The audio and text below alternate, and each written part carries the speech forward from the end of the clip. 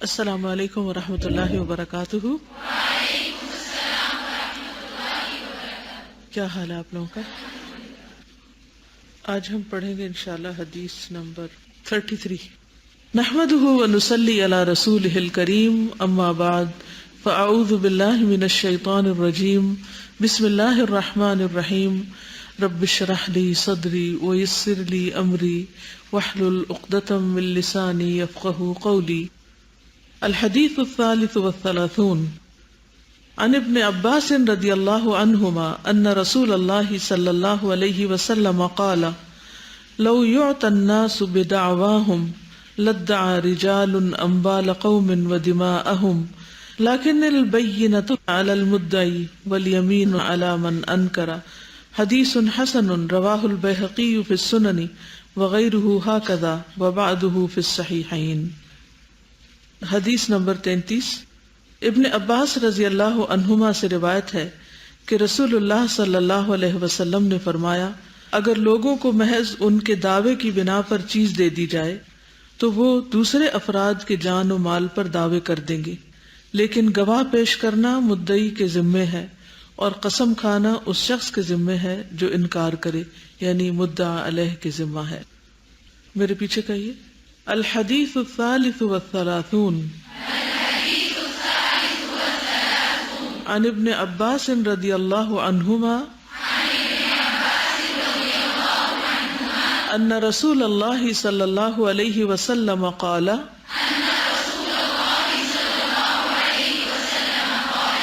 لو يعطى الناس بدعواهم لادعى رجال اموال قوم ودماءهم لكن البينة على المدعي واليمين على من انكر۔ البينة على المدعي واليمين على من انكر۔ لفظی ترجمہ، الحدیث حدیث الثالث والثلاثون 3 اور 30 یعنی 33۔ عن ابن عباس، ابن عباس سے روایت ہے رضی اللہ عنہما، اللہ تعالیٰ ان دونوں سے راضی ہو جائے، یعنی حضرت عبداللہ سے بھی اور ان کے والد عباس سے بھی، ان رسول اللہ، بے شک رسول اللہ صلی اللہ علیہ وسلم نے، قالا فرمایا، لو يعطى الناس، اگر دے دیے جائیں لوگ، عطا کر دیے جائیں لوگ، بدعواہم، ان کے دعویٰ کرنے کی وجہ سے، ان کا کسی چیز کو ڈیمانڈ کرنے کی وجہ سے، لدعا رجال، تو دعویٰ کر دیں لوگ، اموال قوم، لوگوں کے مالوں پر، ودماءہم، اور ان کے خونوں پر، یعنی ان کے مال اور خون لینے کا دعویٰ کرنا شروع کر دیں، اگر صرف دعویٰ پر ہی لوگوں کو ان کی مرضی کرنی دی جائے، یعنی جب وہ کسی چیز کو کرنے کے لیے ڈیمانڈ کریں۔ لیکن البینۃ، لیکن بینہ جو ہے یعنی گواہ پیش کرنا، علی المدعی، مدعی کے ذمے ہے، یعنی اسے دلیل لانی ہوگی، والیمین، اور قسم کھانا، علی من انکر، اس کے ذمے ہے جو انکار کرے، یعنی مدعا علیہ، جس کے اوپر دعویٰ کیا گیا ہے۔ اب اس کی تفصیل کریں گے ہم، اس کی تفسیر یا اس کی وضاحت۔ سب سے پہلے، لو یعطى الناس بدعواہم، لو یعطى، اگر دے دیا جائے لوگوں کو، بدعواہم، ان کے دعویٰ کی وجہ سے، تو دینے والا کون ہے یہاں؟ جس کو دینے کا حق ہو، جیسے جج یا لوگوں میں صلح کرانے والا، یعنی اگر لوگ عدالت میں پہنچ جائیں اور جا کے دعویٰ کریں کہ میری مرغی فلاں نے لے لی ہے، اور ان کی یہ بات سن کے جج کہ ہاں ہاں بالکل تم ٹھیک کہتے ہو، اس نے واقعی تمہاری مرغی لے لی، کیونکہ تم دعویٰ کر رہے ہو۔ دعویٰ کرنے کا کیا مطلب ہے؟ یعنی مجھے میرا حق دلایا جائے۔ تو کیا اس بنا پر لوگوں کی بات مان لی جائے اور ہر یہ کہنے والے کی بات کہ یہ قلم میرا ہے، یہ کتاب میری ہے، یہ بیوی میری ہے، یہ فلاں، تو اس بنا پر لوگوں کو ان کی مرضی کے مطابق چیزیں دے دی جائیں؟ نہیں، تو دینے والا اس طرح نہیں دے گا، یعنی جو جج ہے یا صلح کرانے والا ہے، یا گھر کے اندر جیسے ایک ماں ہوتی ہے یا باپ ہوتا ہے، تو ایک بچہ آتا ہے وہ کہتا ہے یہ میری چیز ہے، دوسرا کہتا ہے نہیں میری ہے، لڑائیاں اسی بات پہ تو ہوتی ہیں۔ تو جو پہلے آئے اور وہ کہے کہ یہ میری چیز ہے، تو کیا سننے والا سن کے ہاں کہے ہاں ہاں بالکل تم پہلے آگے ہو، اس لیے مجھے تمہاری بات زیادہ مناسب معلوم ہوتی ہے، اس بنا پر میں تمہیں، یا تم بہت اچھی طرح اپنا مقدمہ پیش کر رہے ہو لہٰذا تم یہ چیز لے جاؤ، تو اس طرح فیصلے نہیں ہوتے. ٹھیک ہے. اور بدعواہم کا مطلب کیا ہے؟ یعنی وہ جس چیز کا چاہے دعویٰ کر دے، چاہے وہ کسی چیز کے ہونے کا یا کسی چیز کے نہ ہونے کا. مثلا کوئی کام خراب ہو جائے اور کسی نے کام خراب کیا ہو تو وہ انسان کہ نہیں میں نے نہیں کیا، تو مجھے کچھ نہ کہا جائے، مجھے نہیں پتا، تو کیا اس کہنے پر اس کو چھوڑ دیا جائے کہ وہ کہتا ہے میں نے نہیں کیا؟ تو اس بات یا نفی دونوں صورتوں میں، کسی چیز کے لینے کا دعویٰ کرے یا کسی چیز کا انکاری ہو، دونوں صورتوں میں. اور البینۃ علی المدعی، بینہ کا معنی ہے وہ چیز جس کے ساتھ حق کو واضح کیا جائے، یعنی دلیل ہو یا گواہ ہو. اور یمین کہتے ہیں قسم کھانے کو، یعنی ایسی قسم جس سے دعوے کو رد کیا جائے، اور یہ انکار کرنے والے کی ذمہ ہوتی ہے. مثلا اگر زید کہتا ہے کہ بکر نے میری مرغی اٹھا لی ہے، تو زید کون ہے؟ مدعی، اور بکر کون ہے؟ مدعا علیہ. تو زید دعویٰ کر رہا ہے اور بکر انکار کر رہا ہے. تو جب بکر انکار کر رہا ہے تو یہ قسم اس سے لی جائے گی، دعویٰ کرنے والے سے قسم نہیں لی جائے گی. یعنی اگر کوئی آ کے یہ بھی کہے کہ اللہ کی قسم بکر نے میری مرغی لے لی ہے، تو اس کی قسم نہیں مانی جائے گی. ہاں اگر بکر اپنے سے الزام دھونے کے لیے قسم کھاتا ہے تو اس کی قسم مانی جائے گی. ٹھیک ہے. یعنی یہاں ایک اصول دے دیا گیا ہے. تو مدعی کے ذمے کیا ہے؟ دلیل لانا، ثبوت لانا، گواہ لانا. اور مدعا علیہ کے ذمے کیا ہے؟ کہ وہ اس کا انکار کرے اور اس دعوے کو ختم کرنے کے لیے قسم کھائے. یہ بھی دلیل بھی لا سکتا ہے، یہ بھی لا سکتا ہے دلیل، لیکن بعض اوقات اب مثلاً کوئی آپ کو یہ کہ آپ نے میری مرغی چرا لی، تو اب آپ کے پاس کوئی گواہ ہے، کیسے گواہ لائیں گے؟ قسم کوئی کافی سمجھا جائے. پھر وہ مقدمہ صرف جھوٹی قسم کھانے سے ہی تو ختم نہیں ہوتا، کئی ایک لوازمات ہوتے ہیں اس کے. کیونکہ وہ اگر جھوٹی قسم کھاتا تو ادھر سے اگر اس کے گواہ آ گئے تو پھر فیصلہ اس کے حق میں ہو جائے گا نا، جس کا کیس اسٹرانگ ہوگا. تو فیصلہ کرنے کے معاملے میں یہ حدیث ایک عظیم اصول ہے اور ایک عظیم قاعدہ ہے اس میں. تو اس سے جج بھی فائدہ اٹھاتے ہیں اور عام لوگ بھی جو مقدمہ کا فیصلہ کر رہے ہوتے ہیں. اس سے ایک عام بات یہ بھی پتہ چلتی ہے کہ صرف سنی سنائی بات پر یا کسی کے چرب زبان ہونے کی بنا پر اس کے حق کو تسلیم نہیں کیا جا سکتا. کیونکہ عام طور پر کیا ہوتا ہے، جب بھی لوگوں کے درمیان جھگڑا ہوتا ہے تو ہر ایک اپنا کیس مضبوط کرنے کے لیے اپنے طور پر دلیلیں اور گواہیاں لانا شروع کر دیتا ہے. تو بہرحال مدعی کو کیا پیش کرنا ہے؟ ثبوت. مدعی کو کیا پیش کرنا ہے؟ ثبوت. کیونکہ آپ نے فرمایا کہ اگر ثبوت نہ پیش کرنے کو کہا جائے تو لوگ تو دوسروں کے جان مال کے دعوے شروع کر دیں گے. مال کا دعویٰ کیا کہ کسی کے پاس کوئی قیمتی چیز دیکھیں گے تو کیا کہہ دیں گے؟ یہ تو میری. اور اگر صرف اتنا کہنے پر کہہ دیا جہاں تمہاری ہے تو پھر تو لوگوں کے جان مال محفوظ ہی نہیں رہیں گے. اسی طرح اگر کسی کا قتل ہو گیا اور لوگ خواہ کسی کے اوپر انگلی اٹھا دیں فلاں نے قتل کیا، تو وہ خون کا دعویٰ کر دیا نا اس پر، تو یہ بھی درست نہیں ہے. صرف اتنا کہنے سے کہ فلاں قاتل ہے، جیسے ہمارے عام طور پر گیس کر لیتے ہیں لوگ یا قیاس کر رہے ہوتے ہیں یا صرف اپنے اندازے لگا رہے ہوتے ہیں، تو خالی اندازے لگانے سے مقدمات کے فیصلے نہیں ہوتے. مدعی کے ذمے ہے ثبوت لانا. ثبوت. اب ثبوت کی کئی صورتیں ہوتی ہیں. نمبر 1 گواہی. ثبوت کے لیے کیا ہوتا ہے؟ گواہی. اللہ تعالیٰ فرماتے ہیں قرآن مجید میں وَاسْتَشْهِدُوا شَهِيدَيْنِ مِن رِجَالِكُمْ فَإِن لَّمْ يَكُونَا رَجُلَيْنِ فَرَجُلٌ وَامْرَأَتَانِ مِمَّن تَرْضَوْنَ مِنَ الشُّهَدَاءِ، اور اپنے مردوں میں سے 2 گواہوں کو گواہ بنا لو. پھر اگر 2 مرد نہ ہوں تو 1 مرد اور 2 عورتیں ان لوگوں میں سے جنہیں تم گواہوں میں سے پسند کرتے ہو. یہ صرف ایک مثال کے طور پر دلیل دی جا رہی ہے، ساری جو گواہی کا باب ہے وہ یہاں نہیں بیان کیا جائے گا. یہ کس معاملے میں گواہی ہے؟ مالی معاملات میں، قرض کے معاملات میں. اب گواہی کی صورتیں. نمبر 1 مدعا علیہ کا خود اقرار کر لینا، یعنی جس کے خلاف دعویٰ دائر کیا گیا ہے وہ خود اقرار کر لے ہاں ہاں یہ ٹھیک کہہ رہا ہے. مثلاً اگر ایک شخص دوسرے پر الزام لگا رہا ہے کہ اس نے میری مرغی چوری کی ہے تو وہ مان جائے، وہ کہے ہاں ٹھیک ہے میں نے کی ہے، تو اس کے اقرار کو قبول کر لیا جائے گا۔ اس سلسلے میں صحیح مسلم میں ایک حدیث ہے، وائل رضی اللہ عنہ سے روایت ہے کہ میں نبی صلی اللہ علیہ وسلم کے ساتھ بیٹھنے والا تھا، ایک آدمی آیا جو دوسرے آدمی کو تسمے سے کھینچ رہا تھا، یعنی وہ اس کے جوتے کے تسمے سے اس کو کھینچ رہا تھا۔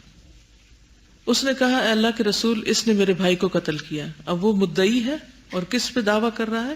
ایک شخص پر جو اس کے ساتھ تھا۔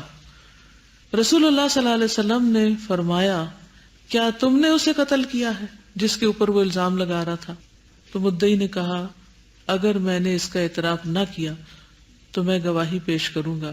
اس نے کہا جی ہاں میں نے ہی اسے قتل کیا تھا۔ وہ کہنے والے نے کیا کہا کہ اس نے قتل کیا ہے، اور اگر یہ نہیں مانتا تو میں گواہی لاؤں گا۔ تو آپ نے پوچھا کس سے؟ قاتل سے، کیا تم نے کیا؟ تو اس نے کیا کہا؟ ہاں میں نے کیا۔ اب سمجھ آ گئی بات؟ ٹھیک۔ آپ صلی اللہ علیہ وسلم نے کہا تم نے اسے کس وجہ سے قتل کیا؟ اس نے کہا میں اور وہ دونوں درخت سے پتے جھاڑ رہے تھے کہ اس نے مجھے گالی دے کر غصہ دلا دیا، میں نے کلہاڑی سے اس کے سر میں ضرب مار کر اسے قتل کر دیا۔ تو اسے نبی صلی اللہ علیہ وسلم نے فرمایا تمہارے پاس کوئی چیز ہے کہ تم اپنی جان کے بدلے میں ادا کر سکو، یعنی دیت دے سکو؟ اس نے کہا میرے پاس میری چادر اور کلہاڑی کے سوا کوئی چیز نہیں۔ تو بہرحال بات آگے طویل ہے، خلاصہ یہی ہے کہ سب سے پہلی گواہی خود انسان کی اپنے خلاف ہے۔ مدعا علیہ اگر اقرار کر لے تو یہ گواہی کافی ہو جاتی ہے سزا دینے کے لیے، ٹھیک ہے؟ کسی ثبوت کی، کسی اور گواہی کی کچھ اور ضرورت نہیں، اس نے مان لیا، اقرار کر لیا جرم کا، بس ٹھیک ہے۔ اور مثلاً کوئی شخص آپ کا گلاس توڑ دے، آپ شکایت لے کر جائیں کسی بڑے کے پاس، کس نے میرا گلاس توڑ دیا ہے، مجھے اس سے گلاس دلوایا جائے، یہ بھرے میرا گلاس۔ تو اب وہ صرف اتنا کہنے پہ آرڈر نہیں جاری کر دے گا او فلاں تم نے فلاں کا گلاس توڑ دیا ہے تو اب اس کے لیے دوسرا گلاس لاؤ۔ وہ کیا کہے گا؟ اس کو بلائے گا، اس سے پوچھے گا، اب وہ اقرار کرے گا تو یہی کافی ہے۔ اگر اقرار نہیں کرے گا تو پھر کیا ہوگا؟ اس دعویٰ کرنے والے کو، مدعی کو گواہی لانی پڑے گی، یعنی کسی کو جس نے دیکھا ہو توڑتے ہوئے اس کو ثبوت کے طور پر پیش کرنا پڑے گا۔ نہ لا سکے اور دوسرا قسم کا ہے تو فیصلہ تو ظاہر کی بنیاد پر ہوتا ہے۔ تو انڈرسٹوڈ ہے، اگر کوئی ثبوت نہیں لا سکا تو اس کے ذمہ ہے لانا ثبوت، ورنہ یہی تو یہ حدیث میں سمجھایا جا رہا ہے کہ اگر ثبوت نہ لانے کی بات ہو تو پھر تو ہر شخص کلیمز ہی شروع کر دے۔ دعویٰ کرنے کا مطلب کیا؟ کلیم کرنا، تو ہر شخص کلیم کر لے۔ جی، پھر جب جرم چھپ کر ہوتے ہیں اور بعضوں کا ثبوت نہیں ہوتے اور مجرم چھوٹ جاتے ہیں تو دنیا کی عدالت سے چھوٹ گئے نا۔ اس کے بارے میں بھی حدیث میں آتا ہے نا کہ تم میں سے ایک چرب زبان ہو کر کوئی چیز مجھ سے ہتھیا لے تو وہ اپنے لیے آگ کا ٹکڑا لے رہا ہے، یعنی جو ایسی چیز لے لے چرب زبانی کے ساتھ جس پر اس کا حق نہیں تو وہ گویا آگ کا ٹکڑا لے رہا ہے۔ کیونکہ آپ نے بھی خود، اللہ کے رسول صلی اللہ علیہ وسلم نے بھی ظاہری حالات کے اوپر فیصلہ کیا ہے، یعنی اس سلسلے میں وحی سے مدد نہیں لی کہ وحی کے ذریعے آپ کو بتایا جائے کون سچا ہے کون جھوٹا ہے، یعنی وہ گواہی کے طور پر پیش نہیں کی گئی وحی، الا یہ کہ آپ کو کئی چیزوں میں بتایا بھی گیا، لیکن عمومی طور پر ظاہر حالات پر فیصلہ کرنے کا حکم ہے۔ اب ایک اور دلیل اس سلسلے میں ابو قتادہ سے روایت ہے کہ حنین کے سال ہم رسول اللہ صلی اللہ علیہ وسلم کے ساتھ روانہ ہوئے، پھر جب ہمارا دشمن سے مقابلہ ہوا تو مسلمانوں کو کچھ شکست سی دکھائی دی۔ یاد ہے نا غزوہ حنین آپ نے پڑھی ہے، اس میں بنو ثقیف کے جو تیر انداز تھے انہوں نے مسلمانوں کے اوپر تیروں کی بوچھاڑ کر دی تھی جس سے ان کے اندر بھگدڑ مچ گئی تھی۔ ابو قتادہ کہتے ہیں تو میں نے ایک مشرک کو دیکھا کہ ایک مسلمان پہ چڑھا ہوا ہے، تو میں فوراً ہی گھوم کر اس کے پیچھے سے آیا اور اس کی گردن پر تلوار کا وار کیا۔ اب وہ شخص مجھ پر پلٹا اور اتنی زور سے کہ اس نے مجھے بھیجا جیسے میری روح قبض ہونے کو ہے، یعنی لڑائی کا منظر بتا رہے ہیں۔ آخر جب اس کو موت نے آ دبوچا تب اس نے مجھے چھوڑا۔ پھر میں عمر بن خطاب سے ملا اور ان سے پوچھا لوگوں کا اب کیا حال ہے؟ انہوں نے کہا جو اللہ کا حکم تھا وہی ہوا، لیکن مسلمان ہارنے کے بعد پھر مقابلے میں سنبھل گئے ہیں۔ تو نبی صلی اللہ علیہ وسلم بیٹھ گئے اور فرمایا جس نے کسی کافر کو قتل کیا ہو اور اس پر گواہ پیش کر دے تو مقتول کا سارا مال و اسباب اسے ملے گا. کیا کہا؟ یہ عام جملہ ہے جو بطور دلیل لایا جا رہا ہے اس باب میں جو آپ سے ڈسکس ہو رہا ہے. کیا کہا؟ جس نے کسی کافر کو قتل کیا ہے وہ اگر گواہ لے آئے تو جو اس کا مال و متاع ہوگا وہ قاتل کو دے دیا جائے گا. ٹھیک ہے، یعنی جنگ میں تو اجازت ہے نا قتل کی، تو جو مقتول کا مال و اسباب ہے وہ قاتل کے حوالے کیا جائے گا. تو ابو قتادہ کھڑے ہو گئے. ابو قتادہ، کیونکہ انہوں نے کیا کیا تھا، یہ ایک مسلمان کو جو قتل کر رہا تھا کافر، اس کو قتل کیا تھا. کہا میری طرف سے گواہی کون دے گا؟ پھر وہ بیٹھ گئے کیونکہ کسی نے گواہی نہیں دی. پھر آپ نے فرمایا جس نے کسی کافر کو قتل کیا ہو اور اس پر گواہ پیش کرے تو مقتول کا سارا مال و اسباب اس کو ملے گا. میں نے پھر کھڑے ہو کر کہا میری طرف سے کون گواہی دے گا؟ کیونکہ اب یہ دعویٰ تو کر سکتے تھے کہ میں نے فلاں کو کیا، لیکن ان کے پاس کوئی گواہی نہیں تھی. کہتے میں پھر بیٹھ گیا. پھر آپ نے وہی فرمایا. اس مرتبہ جب میں کھڑا ہوا تو رسول اللہ صلی اللہ علیہ وسلم نے فرمایا کس چیز کے متعلق کہہ رہے ہو ابو قتادہ، یعنی کیا بات کہہ رہے ہو تم؟ میں نے آپ کو سارا قصہ بیان کیا تو ایک آدمی نے کہا یا رسول اللہ یہ سچے ہیں صلی اللہ علیہ وسلم، اور اس مقتول کا ساز و سامان میرے پاس ہے. کتنے سچے لوگ تھے یہ. وہ جس نے قتل کیا اس نے بھی کہا کہ ہاں اقرار کر لیا کہ میں نے قتل کیا تھا، اور یہاں بھی یہ اٹھ کے کھڑے ہو گئے کہ ہاں میرے پاس ہے مال و اسباب اور انہوں نے قتل کیا تھا. میرے حق میں ان کو راضی کر دیجئے کہ یہ مقتول کا سامان مجھ سے نہ لیں.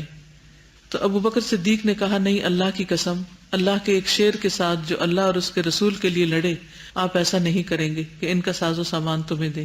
نبی صلی اللہ علیہ وسلم نے فرمایا ابو بکر نے سچ کہا. چنانچہ وہ ساز و سامان آپ نے ابو قتادہ کو دے دیا. پھر میں نے اس کی زرع کو بیچ کر بنو سلمہ کا ایک باغ خرید لیا، اور یہ پہلا مال تھا جو اسلام لانے کے بعد مجھے حاصل ہوا. لیکن یہ کیسے حاصل ہوا؟ گواہی دینے پر. ٹھیک ہے، تو دعویٰ کس کا تھا؟ ابو قتادہ کا. اور گواہی کس نے دی؟ جس کے پاس وہ سارا مال تھا. وہ خود بھی رکھ سکتا تھا لیکن، اور اس نے التجا بھی کی کہ مجھ سے نہ لیا جائے، لیکن حضرت ابو بکر نے کہا کہ یہ کیسے ہو سکتا ہے، یہ اسی کو ملے گا جس کی محنت تھی. اور اس بنا پر فیصلہ حضرت ابو قتادہ کے حق میں ہو گیا. ابو قتادہ نے مال کے ساتھ کیا کیا؟ زرع بیچ کر باغ خرید لیا، اور یہ اللہ کے راستے میں پہلی غنیمت تھی جو ان کو ملی تھی.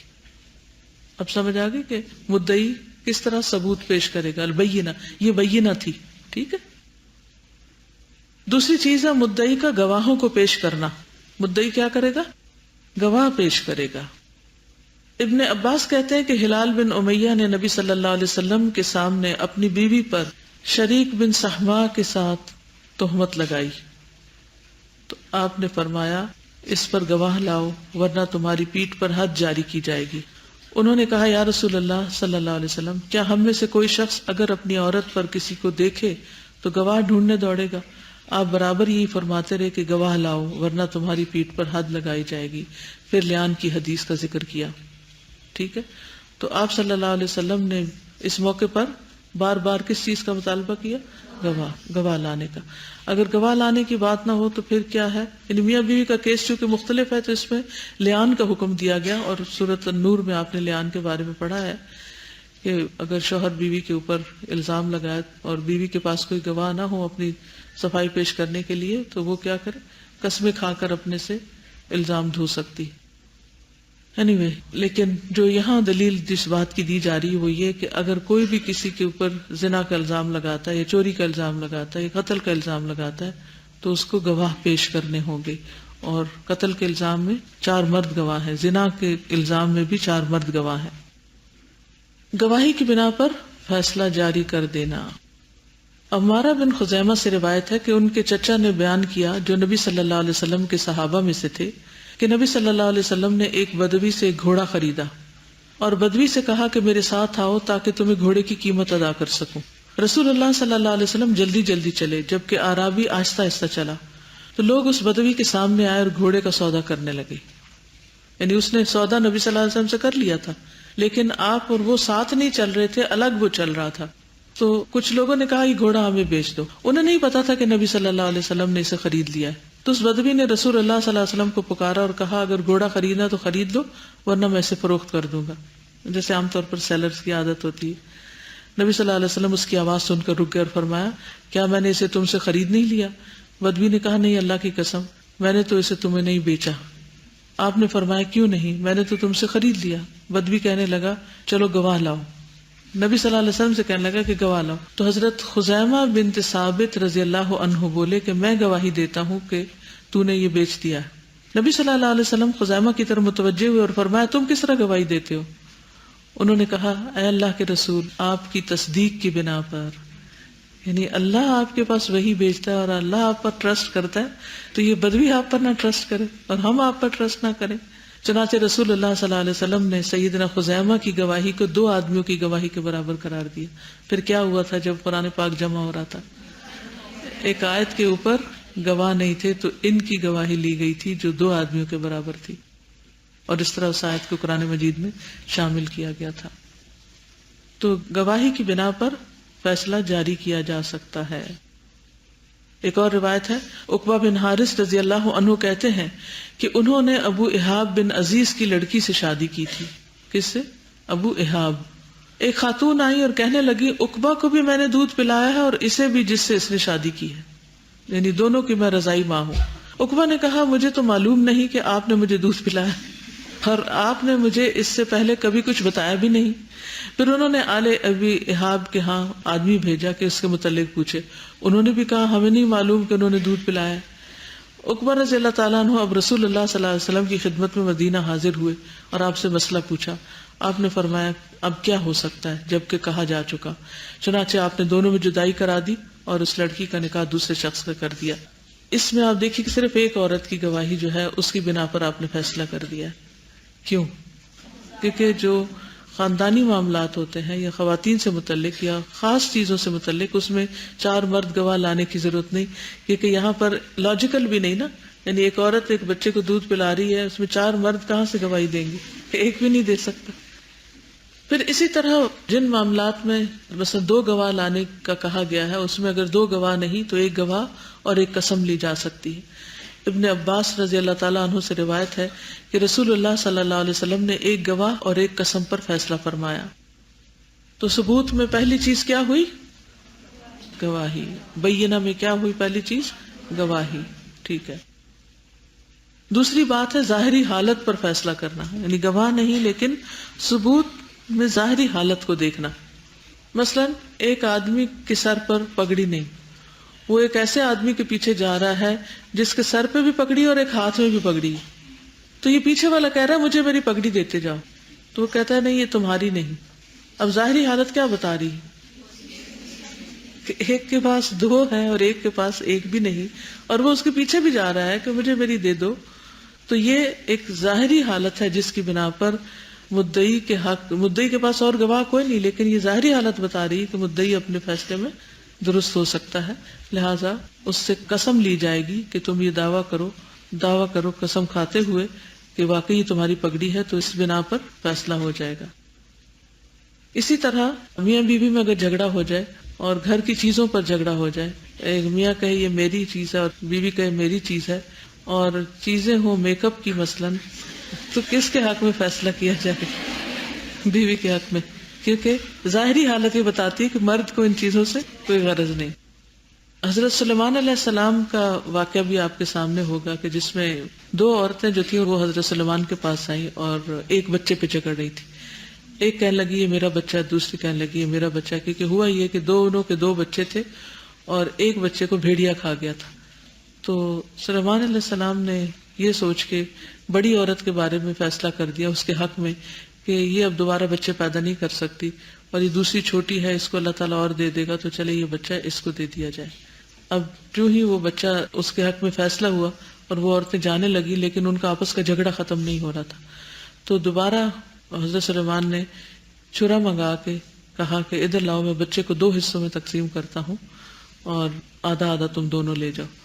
تو اس پر جو بچے کی ماں تھی، جو چھوٹی عورت تھی، جو حقیقی ماں تھی، وہ رو پڑی اور کہنے لگی کہ بچے کو آدھا نہ کرو، یہ بڑی عورت کو دے دو، یہی اس کی ماں ہے اور یہی اس کو پال لے۔ تو اس پر حضرت سلیمان علیہ السلام نے فیصلہ کیا کہ کیونکہ یہ اصل ماں ہے اس لیے یہ تڑپ اٹھی ہے، اور یہ بھی اس کی ظاہری حالت اور قرائن بتا رہے تھے، تو بہرحال فیصلہ پھر بدل دیا گیا اور بچہ جو تھا وہ چھوٹی عورت کو دے دیا گیا۔ اسی طرح حضرت یوسف علیہ السلام کا قصہ جو عزیز مصر کی بیوی کے ساتھ پیش آیا تھا، کیا تھا وہ قصہ کہ اگر قمیص آگے سے پھاڑی گئی ہے تو عورت سچی ہے، اور اگر قمیص پیچھے سے پھاڑی گئی ہے تو پھر عورت جھوٹی ہے اور وہ سچوں میں سے ہے۔ تو ہوا کیا تھا، قمیص پیچھے سے پھٹی ہوئی تھی، تو کہا انہ من کیدکن ان کیدکن عظیم۔ اسی طرح اگر ایک عورت اپنے خاوند کے خلاف شکایت کرتی ہے کہ میرا میاں بالکل گھر کا خرچہ نہیں دیتا، کچھ نہیں لاتا، اور محلے بھر کے لوگ دیکھتے ہیں کہ یہ روز گھر میں گروسری لے کے جا رہا ہے، روٹی اٹھا کے جا رہا ہے، تو پھر فیصلہ کس کے حق میں ہوگا؟ جب روز گھر میں سامان آ رہا ہے تو پھر فیصلہ بیوی کے حق میں نہیں ہو سکتا۔ پھر اسی طرح ایک اور جگہ پر رسول اللہ صلی اللہ علیہ وسلم نے فرمایا تم لوگ میرے ہاں اپنے مقدمات لاتے ہو، اور کبھی ایسا ہوتا ہے کہ ایک تم میں دوسرے سے دلیل بیان کرنے میں بڑھ کر ہوتا ہے، یعنی اس کی قوت بیان بہت زیادہ ہوتی ہے، پھر میں اس کو اگر اس کے بھائی کا حق غلطی سے دلا دوں تو وہ اس کو نہ لے، یعنی اگر میرا فیصلہ کرنے میں غلطی ہو جائے تو تم وہ قبول نہ کرنا، کیونکہ میں اس کو دوزخ کا ایک ٹکڑا دلا رہا ہوں۔ تو جو لوگ بھی جھوٹی گواہیاں، جھوٹی قسمیں کھا کر ناحق مال ہتھیار لیتے ہیں، انہیں یہ حدیث یاد رکھنی چاہیے کہ وہ دراصل آگ کا ٹکڑا لے رہے ہیں، جہنم میں اپنا ٹھکانہ بنا رہے ہیں۔ اور دنیا کی لی ہوئی چیز کتنے دن کسی کے کام آئے گی، کتنا فائدہ ہوگا؟ حتیٰ کہ ایک پیلی کی شاخ جو ہے نا، وہ بھی اگر کوئی کسی کی قسم کھا کر ہتھیار لیتا ہے تو اپنے لیے جنت کو حرام کر لیتا ہے۔ یعنی ایک مسواک ہے تو بعض اوقات اکٹھے مسواک رکھے ہوتے ہیں اور اس پر ہی جھگڑا ہو جاتا ہے کہ یہ میرا ہے، اور اگر کوئی قسم کھا کے کہتا ہے نہیں یہ میرا ہے، حالانکہ اس کا تھا نہیں اور اس کو پتا تھا کہ یہ میرا نہیں، تو وہ اپنے لیے جنت حرام کر رہا ہے۔ تو اس لیے لوگوں کے حقوق کے معاملے میں بہت محتاط ہونا چاہیے، اگر شک بھی پڑ جائے تو چیز چھوڑ دینی چاہیے۔ دا ما یریبک الی ما لا یریبک، اس چیز کو چھوڑ دو جو تمہیں شک میں ڈالتی ہے، اور اس کو لو جو تمہیں شک میں نہیں ڈالتی۔ حضرت عبداللہ بن عتبہ کہتے ہیں کہ انہوں نے عمر بن خطاب رضی اللہ تعالیٰ عنہ سے سنا، وہ فرما رہے تھے کہ رسول اللہ کے زمانے میں لوگوں کا وحی کے ذریعے مواخذہ ہو جاتا تھا، یعنی اگر کوئی غلط بیانی کرتا یا کچھ تو وحی سے پتہ چل جاتا، لیکن اب وحی کا سلسلہ ختم ہو گیا ہے، اور ہم صرف انہی امور میں مواخذہ کریں گے جو تمہارے عمل سے ہمارے سامنے ظاہر ہوں گے۔ اس لیے جو کوئی ظاہر میں ہمارے سامنے خیر کرے گا ہم اسے امن دیں گے اور اپنے قریب رکھیں گے، اور اس کے باطن سے ہمیں کوئی سروکار نہیں ہوگا، اس کا حساب تو اللہ کرے گا۔ اور جو کوئی ہمارے سامنے برائی کرے گا ہم اسے امن نہیں دیں گے اور نہ ہم اس کی تصدیق کریں گے، اور خواہ وہ یہ کہتا رہے کہ اس کا باطن بہت اچھا ہے۔ یعنی اگر کوئی ظاہر میں غلط کام کر رہا ہے اور ویسے کہتا ہے میری نیت بہت اچھی ہے، میری نیت بہت اچھی ہے، میری نیت خراب نہیں، تو اس کے اس دعوے کو قبول نہیں کیا جائے گا اور اس کی نیت صاف ہونے کو نہیں مانا جائے گا۔ اچھا، یہ جو نیت کا معاملہ ہے، اکثر لوگ نیت کے اوپر کس کس معاملے میں کہتے ہیں کہ ہماری نیت اچھی ہے؟ مثلا پردے کے معاملے میں، حجاب کے معاملے میں، اور بد اخلاقی کرتے ہوئے گالی گلوچ بھی کر لی، بدتمیزی بھی کر لی، اور بعد میں کیا کہا؟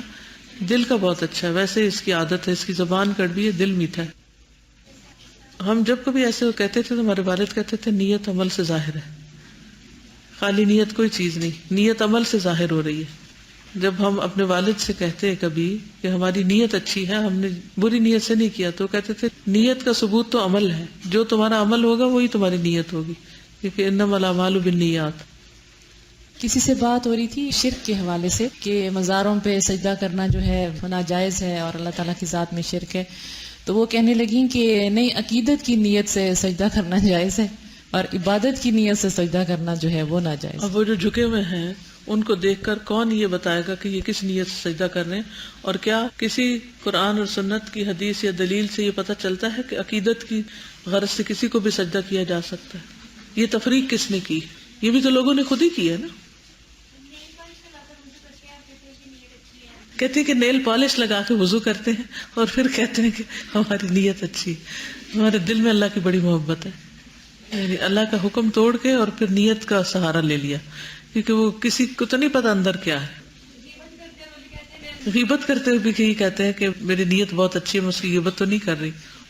وہ حدیث بھی یاد ہے کہ جس میں حضرت اتبان بن مالک رضی اللہ تعالیٰ عنہ، جن کی نظر کچھ کمزور ہو گئی تھی تو ہر وقت مسجد نہیں آ سکتے تھے، تو انہوں نے نبی صلی اللہ علیہ وسلم سے کہا کہ آپ میرے گھر تشریف لائیے اور آپ نماز پڑھیے، جس جگہ پر آپ نماز پڑھیں گے میں اس کو مسجد بنا لوں گا۔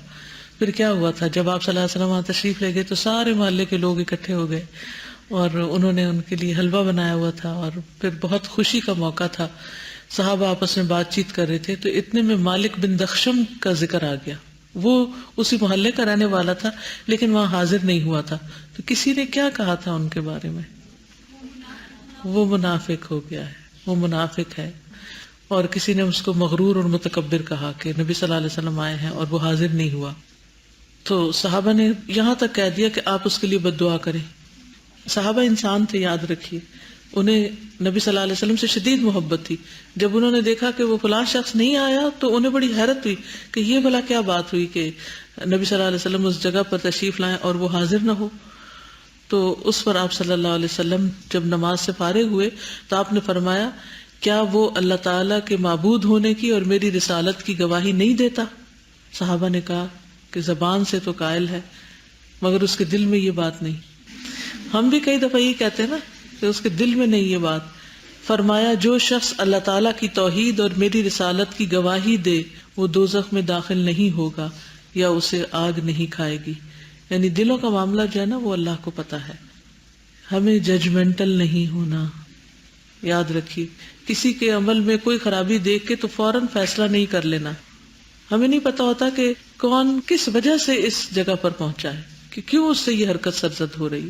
ہو سکتا ہے اسے علم نہ ہو سکتا ہے بے خیالی میں وہ کر رہا ہو، کوئی ایسا حادثہ پیش آ گیا ہو کہ جس کی وجہ سے اس کے دماغ میں کوئی خلل آ گیا ہو. یعنی کئی تعویلیں دیں دوسرے کو لیکن فوراً یہ فیصلہ نہ کر لیں کہ یہ شخص تو ہے ہی خراب. اس سے بچنے کی ضرورت ہے، کہیں ایسا نہ ہو وہ تو بخش دیا جائے اور ہم پکڑے جائیں. اس عادت کو ہمیں اپنے اندر سے ختم کرنا ہے. صحابہ کی ڈر سے یس نبی صلی اللہ علیہ وسلم کو بہت ناپسند ہے یہ بات، تو انہوں نے کہا کہ تم نے کیوں اسے قتل کیا؟ نہ تو کہا کہ اس نے ظاہری طور پہ کلمہ پڑھا، تو نبی صلی اللہ علیہ وسلم نے فرمایا کہ تم نے کیا اس کے دل چیر کے دیکھ لیا تھا کہ اس نے دل سے کلمہ نہیں پڑھا؟ بالکل. اور صحابی کہنے لگے کہ میں یہ تمنا کرنے لگا کہ کاش میں اس سے پہلے مسلمان نہ ہوتا اور اب مسلمان ہو کر میرے سارے گناہ معاف کر دیے جاتے. بس لوگوں کے بارے میں گمان اچھا رکھیں، کیونکہ جب ہم گمان برا کرتے ہیں، سوچ بری ہوتی ہے، تو پھر ہماری زبان بھی برے لفظ بولنے لگتی.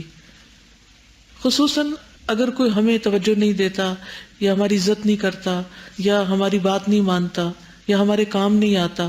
مثلا آپ نے کسی کو کام کا اور اس نے معذرت کر لی تو آپ نے دل میں رکھ لیا. لیکن یہ یاد رکھیے کہ ہر معاملے میں ظاہریت پر فیصلہ نہیں ہوگا. کچھ معاملات ایسے ہیں کہ جس میں پھر بھی احتیاط برتی جائے گی. حضرت عائشہ سے روایت ہے کہ عتبہ بن ابی وقاص نے اپنے بھائی سعد بن ابی وقاص کو وصیت کی تھی کہ زما کی لونڈی کا لڑکا میرا ہے. یعنی عتبہ نے کہا کہ وہ میرا بچہ ہے، اس لیے اس پر قبضہ کر لینا. فتح مکہ کے سال سعد بن ابی وقاص نے اسے لیا اور کہا یہ میرے بھائی کا لڑکا ہے، اور وہ اس کے متعلق مجھے وصیت کر گئے تھے. لیکن عبد بن زما نے اٹھ کر کہا یہ میرا بھائی ہے، ٹھیک ہے، اور میرے باپ کی لونڈی کا بچہ ہے، اس کے بستر پر پیدا ہوا ہے. آخر دونوں مقدمہ نبی صلی اللہ علیہ وسلم کی خدمت میں لے گئے. حضرت سعد نے کہا یا رسول اللہ یہ میرے بھائی کا لڑکا ہے اور انہوں نے مجھے وصیت کی تھی. عبد بن زما نے کہا یہ میرا بھائی ہے اور میرے باپ کی لونڈی کا بیٹا ہے، اسی کے بستر پر پیدا ہوا ہے. اس پر رسول اللہ صلی اللہ علیہ وسلم نے فرمایا عبد بن زما وہ تمہارا ہی ہے. پھر نبی صلی اللہ علیہ وسلم نے فرمایا بچہ اسی کا ہوتا ہے جس کے بستر پر وہ پیدا ہو، اور زانی کے حصے میں پتھروں کی سزا ہے. پھر سودا بنت زما جو نبی صلی اللہ علیہ وسلم کی بیوی تھی، ان سے آپ نے فرمایا کہ اس سے پردہ کیا کرو کیونکہ اس میں عتبہ کی مشابہت پائی جاتی ہے. یعنی ظاہری حالات کیا بتاتے ہیں کہ جہاں بچہ پیدا ہوا ہے انہی سے بلانگ کرے گا، لیکن چونکہ اس میں مشابہت کسی اور کی تھی تو آپ نے فیصلہ اس کے حق میں دیا جو ایک اصول قاعدہ تھا، لیکن فرمایا کہ تم اسے اپنا بھائی نہ سمجھنا کیونکہ یہ تمہارے باپ کا بچہ لگتا نہیں ہے، اس لیے تم اس سے پردہ کرنا. اس کے بعد اس لڑکے نے حضرت سودا کو کبھی بھی نہیں دیکھا یہاں تک کہ وہ اللہ سے جا ملا. ٹھیک ہے. پھر اسی طرح یہ ہے کہ فیصلہ سنت کے مطابق ہوگا، جو اصول قاعدے ہمیں دیے گئے ہیں عقل کے مطابق نہیں. پھر قسم لے کر فیصلہ کرنا، کیونکہ حدیث کے اگلے حصے میں نا وَالْيَمِينُ عَلَى مَنْ أَنْكَرَ، انکار کرنے والے سے قسم لینا. مثلا ایک آدمی کے اوپر کوئی الزام لگا رہا ہے اور وہ انکار کر رہا ہے کہ میں نے نہیں چیز لی اور وہ قسم کھاتا ہے تو پھر وہ بری ذمہ ہو جائے گا. ٹھیک ہے. یعنی ایک شخص نے دعویٰ کیا کہ اس نے میری مرغی لی، دوسرے جس پر دعویٰ کیا گیا مدعا علیہ وہ کیا کہتا ہے میں نے نہیں لی، تو وہ اپنے سے الزام دھونے کے لیے کیا کرے گا؟ قسم کھائے گا۔ علقمہ بن وائل اپنے والد سے روایت کرتے ہوئے فرماتے ہیں کہ ایک آدمی حضر موت کا اور ایک آدمی کندہ دونوں نبی صلی اللہ علیہ وسلم کی خدمت میں آئے۔ حضرمی نے کہا اے اللہ کے رسول، اس آدمی نے میری زمین پر قبضہ کر لیا ہے جو مجھے میرے باپ سے ملی تھی۔ کندی نے کہا یہ زمین میری ہے، میں اس میں کاشت کرتا ہوں، اس زمین میں اس کا کوئی حق نہیں۔ یعنی زمین کے ٹکڑے پہ دو لوگوں کا جھگڑا ہے، وہ نبی صلی اللہ علیہ وسلم کے پاس آئے ہیں۔ نبی صلی اللہ علیہ وسلم نے حضرمی سے کہا کیا تیرے پاس گواہ ہیں؟ کیونکہ وہ مدعی تھا نا، سمجھ آ رہی؟ اس نے کہا نہیں۔ آپ نے فرمایا اس سے قسم لے لو۔ اس حضرمی نے عرض کیا اے اللہ کے رسول، یہ آدمی فاجر ہے، جھوٹی قسم کھانے میں بھی کوئی پرواہ نہیں کرے گا اور کسی چیز سے بھی پرہیز نہیں کرے گا۔ آپ نے فرمایا اب تمہارے لیے اس کی قسم کے علاوہ کوئی چارہ نہیں۔ پھر وہ آدمی قسم کھانے لگا۔ جب وہ چلا گیا تو رسول اللہ صلی اللہ علیہ وسلم نے فرمایا اگر اس نے دوسرے کا مال ظلمن لینے کی خاطر قسم کھائی ہے تو وہ اللہ سے اس حال میں ملے گا کہ اللہ تعالیٰ اس کی طرف دیکھے گا بھی نہیں، لیکن فیصلہ اس کے حق میں ہوگا۔ یہ جو سوال شروع میں آپ نے کیا تھا نا، اس کی عملی دلیل ہے۔ تو حدیث سمجھ میں آ گئی؟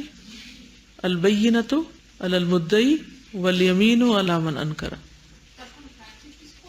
مدعی دلیل پیش کرے گا، صرف قسم نہیں کھائے گا، قسم تو دوسرا کھاتا ہے، ٹھیک ہے۔ ہاں اگر ایک گواہ ہے اور ایک قسم ہے تو وہ اور بات ہے۔ تو مدعی اگر ثبوت پیش کر دیتا تو اس کے حق میں فیصلہ ہو جائے گا، اور اگر اس کے پاس کوئی گواہ نہیں تو جو مدعا علیہ ہے وہ قسم کھا کے یا تو وہ اقرار کر لے گا جیسے وہ پہلے کیس میں ہوا تھا جس نے قتل کیا تھا، یا اگر اقرار نہیں کرتا اور انکار کر دیتا ہے اور جھوٹ بولتا ہے تو پھر فیصلہ اسی کے حق میں ہوگا، خواہ یہ جھوٹا ہوگا، ٹھیک۔ ورنہ تو فیصلہ ہو ہی نہیں سکتا، دیکھیں نا، ورنہ کہیں تو نیور اسٹاپ، کیونکہ ہر ایک یہ بھی قسمیں کھانے لگ جائے وہ بھی کھانے لگ جائے تو قسمیں برابر ہو جائے، تو قسم اس کو نہیں کھانی، قسم اس کو کھانی ہے جس کے خلاف دعویٰ کیا گیا، نہیں تو پھر ثبوت لانے والے کے حق میں فیصلہ ہو جائے گا۔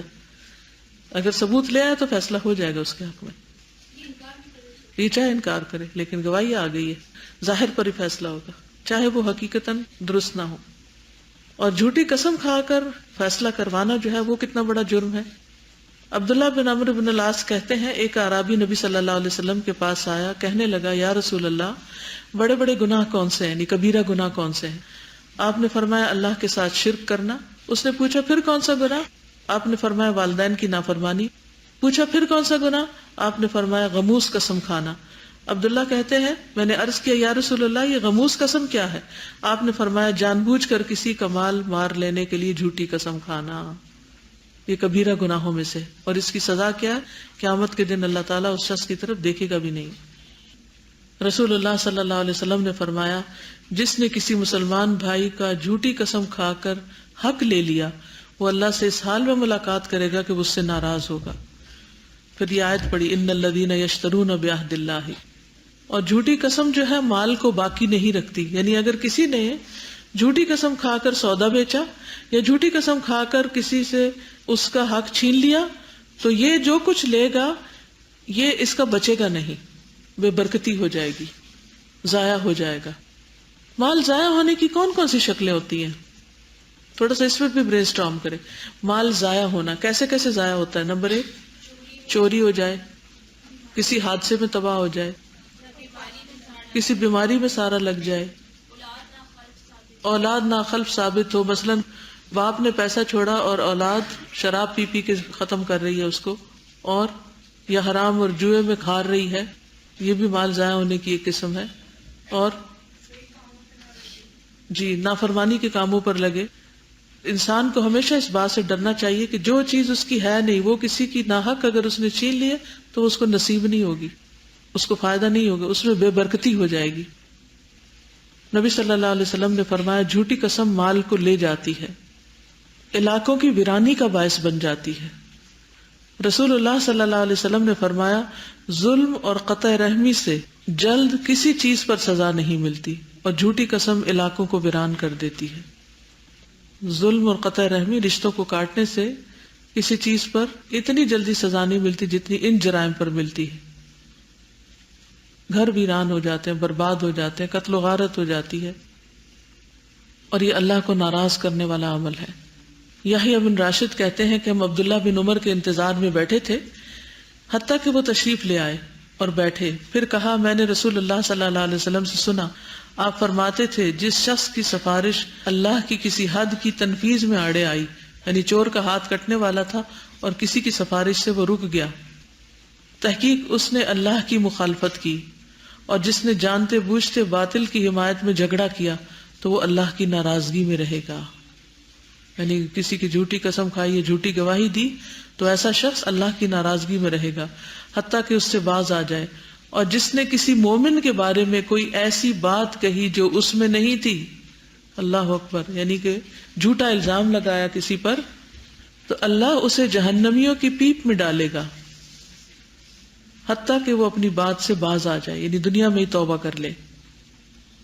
اس لیے کسی کے کردار پر بات کرنے سے پہلے، کسی کے اخلاق پہ بات کرنے سے پہلے پوری طرح تحقیق کر لینی چاہیے، ورنہ اللہ کی پکڑ سے کوئی چھڑا نہیں سکتا.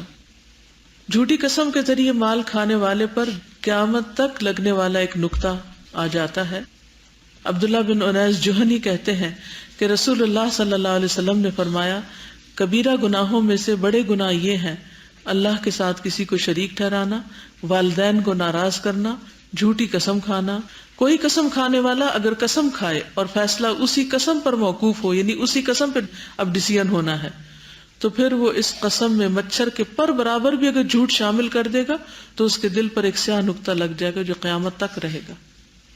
یعنی ابھی جو جھگڑے میں ایک کو گواہی لانی اور ایک کو قسم کھانی ہے، تو اگر کوئی جھوٹی قسم کھاتا ہے تو اس کا کتنا بڑا نقصان ہے، اپنے لیے کھائے یا کسی اور کے لیے. جی ظاہر ہے معافی مانگنے سے اللہ تعالیٰ سارے گناہ معاف کر دیتے ہیں. قیامت کے دن ہو سکتا ہے اس کو دکھایا جائے، اس لیے لگا رہے نشان. اب آپ لوگ ہمت کریں اور ایسی حدیثیں چھاپیں اور جا کے فری بانٹیں تاکہ لوگوں کو ایک اویئرنیس تو ہو. کتنی کلیئر بات ہے، اگر لوگوں کو پتا ہو تو اپنی دنیا کے لیے اپنی آخرت برباد نہ کرے.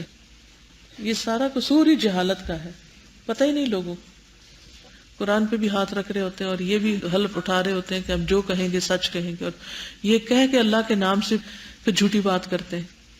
ان حدیثوں کو لکھ کے عدالتوں میں لگوانا چاہیے میرے خیال میں. جن کے ریلیٹیوز ہوں پولیس میں، ججز، عدالتوں میں وغیرہ وغیرہ، ان سب کو ان چیزوں کے بارے میں اویئرنیس دینی چاہیے، کیونکہ وہ ہر وقت جس ماحول کے اندر ہوتے ہیں بعض اوقات ایسی باتیں یاد بھی نہیں ہوتی، کیونکہ وہ لوگوں کو فیصلہ کرنے سے پہلے ہو سکتا ہے میں تو نہیں جانتی، لوگوں کو بتاتے ہی ہوں، سمجھاتے ہی ہوں. جیسے وہ کہتے ہیں کہ ہم سچ کہیں گے، درست کہیں گے، تو کہلواتے ہیں نا پہلے، اس کے باوجود لوگ جھوٹ بولتے ہیں. پھر قیامت کے دن کا سخت حساب ہوگا. رسول اللہ صلی اللہ علیہ وسلم نے فرمایا، جس نے اپنے کسی بھائی پر ظلم کیا ہو تو اسے چاہیے کہ اسے اس دنیا میں معاف کرا لے، اس لیے کہ آخرت میں روپے پیسے نہیں ہوں گے. اس سے پہلے معاف کرا لے کہ اس کے بھائی کے لیے اس کی نیکیوں میں سے حق دلایا جائے گا، اور اگر اس کے پاس نیکیاں نہ ہوں گی تو اس مظلوم بھائی کی برائیاں اس پر ڈال دی جائیں گی. رسول اللہ صلی اللہ علیہ وسلم نے فرمایا، کوئی شخص ایسا نہیں جو میرے ممبر کے پاس جھوٹی قسم کھائے، اگرچہ وہ ایک تازہ مسواک کے لیے ہی کیوں نہ ہو، مگر یہ کہ اس نے اپنا ٹھکانہ جہنم میں بنا لیا، یا یہ کہا کہ اس کے لیے آگ واجب ہو گئی. رسول اللہ صلی اللہ علیہ وسلم نے فرمایا، جس شخص نے زمین میں سے ایک بالشت بھی ظلمن لے لی تو اللہ تعالیٰ قیامت کے دن اسے 7 زمینوں کا طوق ڈالیں گے اس کے گردن میں. اسی طرح اگر کوئی جھوٹا دعویٰ کرتا ہے کوئی زمین لینے کا کسی کا، تو اس کا بھی یہی انجام ہوگا. عروہ رضی اللہ عنہ سے روایت ہے کہ عروہ بنت عبیس نے سعید بن زید پر دعویٰ کیا کہ انہوں نے اس کی کچھ زمین میں سے حصہ لے لیا ہے. وہ یہ مقدمہ مروان بن حکم کے ہاں لے گئی تو سعید نے کہا، کیا میں رسول اللہ صلی اللہ علیہ وسلم سے سننے کے بعد بھی اس کی زمین میں سے کچھ حصہ لے سکتا ہوں؟ مروان نے کہا، آپ نے رسول اللہ صلی اللہ علیہ وسلم سے کیا سنا؟ کہا، میں نے رسول اللہ صلی اللہ علیہ وسلم سے سنا، آپ فرماتے تھے جس نے ایک بالش بھر بھی زمین لے لی ظلم کے ساتھ تو اسے 7 زمینوں کا طوق ڈالا جائے گا. تو ان سے مروان نے کہا، میں آپ سے اس کے بعد گواہ نہ مانگوں گا. تو سعید رضی اللہ تعالیٰ عنہ نے کہا، اے اللہ، اگر یہ عورت جھوٹی ہے تو اس کی آنکھوں کو اندھا کر دے اور اس کی زمین میں ہی اسے مار. تو وہ بنائی جانے سے پہلے نہ مری، پھر اچانک وہ اپنی زمین میں چل رہی تھی کہ ایک گڑھے میں گر کے مر گئی. یعنی دنیا میں ہی اس کا یہ انجام ہوا جو اس کو بد دعا دی گئی. اب یہ ہے کہ اگر مدعا علیہ قسم نہ کھائے اور مدعی گواہ نہ لائے تو کیا ہو؟ کلا قبیلہ کے کچھ لوگوں کا کچھ سامان چرا لیا گیا. انہوں نے چند جلاحوں پر چوری کی تہمت لگائی اور رسول اللہ صلی اللہ علیہ وسلم کے صحابی نعمان بن بشیر کے پاس آئے تو انہوں نے ان جلاحوں کو گرفتار کر لیا. پھر جب انہوں نے اقرار نہیں کیا تو ان کا راستہ چھوڑ دیا. تو کلاہ کے لوگ نعمان بن بشیر کے پاس آئے اور کہا کہ آپ نے ان لوگوں کو مارے پیٹے بغیر امتحان کے لیے چھوڑ دیا. تو نعمان بن بشیر نے فرمایا تم کیا چاہتے ہو؟ اگر تم یہ چاہتے ہو کہ میں ان کو ماروں تو اس شرط کے ساتھ کہ ان کے پاس سے تمہارا سامان نکلے تب تو ٹھیک ہے، ورنہ میں تمہاری پشتوں کو بھی لے لوں گا، نہیں تمہیں بھی ماروں گا. انہوں نے کہا کیا یہ تمہارا فیصلہ ہے؟ فرمایا یہ اللہ اور اس کے رسول کا فیصلہ ہے. یعنی پھر کسی کو پکڑا نہیں جا سکتا محض کسی کے دعویٰ کی بنا پر. ٹھیک ہے، یعنی اگر ثبوت نہیں لایا اور یہ قسم نہیں کھا رہا تو پھر بات ختم. تو حدیث سے کیا ہمیں باتیں پتہ چلی ہیں کہ دعویٰ خون میں بھی ہوتا ہے، مال میں بھی ہوتا ہے. پھر یہ ہے کہ محض دعوے کی بنا پر کسی کو اس کا حق نہیں ملتا جب تک کہ وہ ثبوت نہ لائے، اور جس کے خلاف دعویٰ کیا جا رہا ہو اس کو قسم کھانی ہوگی. اس سے بھی پتہ چلتا ہے کہ ہماری شریعت نے لوگوں کے مال اور خون کو کھیل تماشا سے محفوظ کیا ہے کہ ہر کوئی کسی کے پیچھے نہ پڑ جائے. اسی طرح اگر ثبوت اور قسم نہ آئے تو دعویٰ خارج کر دیا جائے گا. سبحانک اللہم و بحمدک اشہد ان لا الہ الا انت استغفرک و اتوب الیک. السلام علیکم و رحمۃ اللہ وبرکاتہ.